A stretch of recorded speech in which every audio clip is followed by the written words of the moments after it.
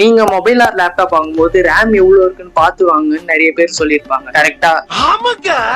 ஆனா ரேம்னா என்னன்னு நிறைய பேருக்கு தெரியாது. That's why you click this video, right? So இந்த வீடியோல ரேம்னா என்ன, ரேம் எப்படி ஒர்க் ஆகுது, நீங்க மொபைல் ஆர் லேப்டாப் வாங்க போறீங்கன்னா அதுக்கு எவ்வளவு ரேம் வாங்கணும் அப்படின்ற எல்லாத்தையும் இந்த வீடியோல பார்ப்போமா?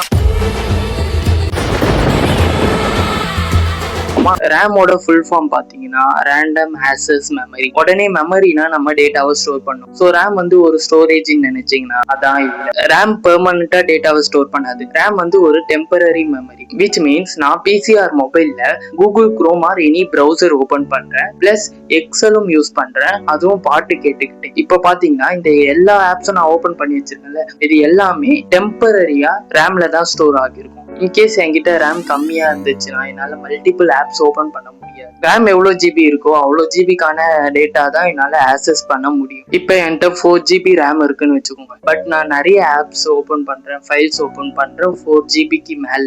அப்படின்னா 4 GB மேல ஓபன் பண்ணும் போது ரேம்ல ஸ்பேஸ் இல்லைன்னா ஆட்டோமேட்டிக்கா பேக்ரவுண்ட் ஆப்ஸ் க்ளோஸ் ஆகிடும். ஸோ ரேம் வந்து மல்டி டாஸ்கிங் பண்ண ரொம்பவே யூஸ்ஃபுல்லா இருக்கு நமக்கு. இதை நீங்களே கூட ட்ரை பண்ணி பாருங்க. நீங்க போன் எடுத்து YouTube, Insta plus Google Chrome tabs நிறைய ஓபன் பண்ணிட்டே இருந்தீங்கன்னா உங்க மொபைல் குறிப்பிட்ட எதுக்கான ரேம் தான் இருக்கும். நீங்க வந்து நிறைய ஆப்ஸ் ஓபன் பண்றீங்கன்னா ஓபன் பண்ற ஆப்ஸ் வந்து க்ளோஸ் ஆகாது. இதே நீங்க பேக்ரவுண்ட்ல ஃபர்ஸ்ட் யூடியூப் ஓபன் பண்ணிருப்பீங்களா, அதெல்லாம் க்ளோஸ் ஆயிடும். ரேம்னா என்னன்னு பார்த்துட்டோம். இப்ப ரேம் எதுக்கு யூஸ் பண்றாங்கன்னு பார்ப்போமா? CPU which means ப்ராசஸர் இருக்குல்ல, இந்த ப்ராசஸர் தான் டேட்டாவை ப்ராசஸ் பண்ணி நம்மளுக்கு ஷோ பண்ணும். இப்ப இந்த ப்ராசஸர் டைரக்டா ஸ்டோரேஜ்ல இருந்து நம்ம ஃபைல்ஸ் நம்ம ஓபன் பண்ற இந்த சாஃப்ட்வேர்ஸையும் டைரக்டா ஆக்சஸ் பண்ண முடியாது. ப்ராசஸர் வந்து டைரக்டா ஆக்சஸ் பண்ணக்கூடிய ஒரே ஆள் ரேம். உங்களுக்கு இன்னுமே புரியறதுக்கோசம் ஒரு குட்டி எக்ஸாம்பிள் சொல்றேன். இப்ப நீங்க படிக்க போறீங்கன்னு வச்சுக்கோங்க. படிக்கும் போது உங்க books, notes, box, pencils, eraser ஸ்கேல்லாம் எதுல இருக்கும்? பேக்ல. குறிப்பிட்ட சப்ஜெக்ட் வேணும்னா அதுக்கான சப்ஜெக்ட் புக்ஸ்,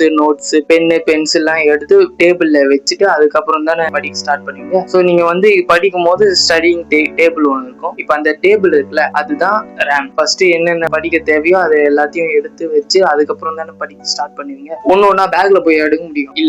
இப்ப அந்த பேக் சொன்னல, அதான் வந்து ஸ்டோரேஜ். நம்ம தான் ப்ராசஸர். இந்த ப்ராசஸர் வந்து ரேம்ல இருக்க டேட்டாவை தான் ஈஸியா ஆக்சஸ் பண்ண முடியும். இப்ப இந்த எக்ஸாம்பிள் சொன்னல, இந்த டேபிள் இல்லைன்னா நம்ம வந்து ஈஸியா ஆக்சஸ் பண்ண முடியாது. இந்த டேபிள்ல நமக்கு தேவையான புக்ஸ், நோட்ஸ், பென்சில் எல்லாம் இருந்துச்சுன்னா நம்ம ஈஸியா ஆக்சஸ் பண்ண முடியும். இதே பேக்ல இருந்துச்சுன்னா நம்மளால அவ்வளோ ஈஸியா ஆக்சஸ் பண்ண முடியாது. இதுக்குதான் ரேம் யூஸ் ஆகுது. இப்ப எதுக்கு ரேம் யூஸ் பண்றோம்னு புரிஞ்சிருக்கும்னு நம்புறேன். ரேம் வந்து வாலட்டைல்னு சொல்லுவோம். தமிழ்ல பாத்தீங்கன்னா நிலையற்றதுன்னு சொல்லுவாங்க. இதை ஏன் அப்படி சொல்றாங்கன்னு பாத்தீங்கன்னா, இப்ப வந்து டக்குன்னு வந்து பவர் கட் ஆயிடுச்சு, ரேம்ல இருக்க டேட்டாலாம் இரேஸ் ஆகிடும். பட் கவலைப்பட வேணாம், இது எல்லாமே டெம்பரரி ஸ்டோரேஜ்ல இருந்து தான் இரேஸ் ஆகும். பட் பெர்மனன்ட் ஸ்டோரேஜ்ல அப்படியே தான் இருக்கும். இப்போ ஒரு எக்ஸாம்பிள் பாத்தீங்கன்னா, நீங்க வந்து மொபைல்ல எல்லா apps, YouTube, WhatsApp, Twitter, X இது எல்லாமே ஓபன்ல இருக்குன்னு வச்சுக்கோங்க. டக்குன்னு உங்க பேட்டரி வந்து சார்ஜ் டவுன் ஆகி சுவிட்ச் ஆஃப் ஆயிடுச்சுன்னு திரும்ப நீங்க ஓபன் பண்ணும்போது நீங்க ஓபன் பண்ண ஆப்ஸ்லாம் க்ளோஸ் ஆயிட்டு இருக்கும், ரேம்ல இருந்து இரேஸ் ஆயிடும். பட் நீங்க இன்ஸ்டால் பண்ணி வச்சிருந்த எல்லா ஆப்ஸுமே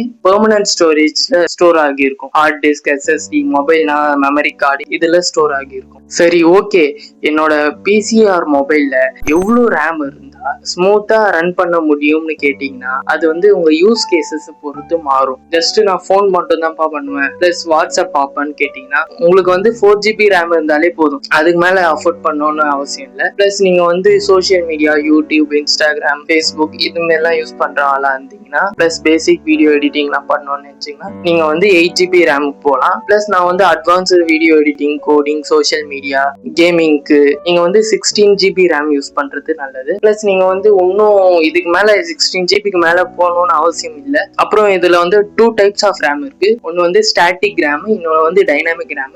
ஸ்டாட்டிக் ரேம் பாத்தீங்கன்னா கொஞ்சம் காஸ்ட்லியா இருக்கும், பட் இட் வில் ஃபாஸ்டா இருக்கும். நல்லா ஸ்மூத்தா ரன் ஆகும். ஆப்ஸ், ஃபைல்ஸ் எல்லாம் ஓபன் பண்ணும்போது எந்த ஒரு லேகுமே இருக்காது. இதே டைனாமிக் ரேம் பாத்தீங்கன்னா, டைனாமிக் ரேம் தான் நம்ம மோஸ்ட் ஆஃப் தி பீப்புள் வந்து டைனாமிக் ரேம் தான் யூஸ் பண்றாங்க மொபைல் ஆர் கம்ப்யூட்டர்ஸ்ல. டைனாமிக் ரேம்ஸ்லயே பாத்தீங்கன்னா உங்களுக்கு 5 டைப்ஸ் இருக்கு.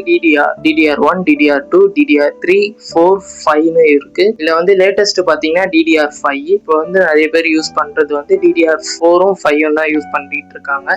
ஸோ அவ்வளவுதான் கைஸ் இந்த வீடியோ. உங்களுக்கு புரிஞ்சிருந்தா சப்ஸ்கிரைப் பண்ணுங்க. ஏதாச்சும் டவுட் இருந்துச்சுன்னா கமெண்ட் செக்ஷன்ல கேளுங்க.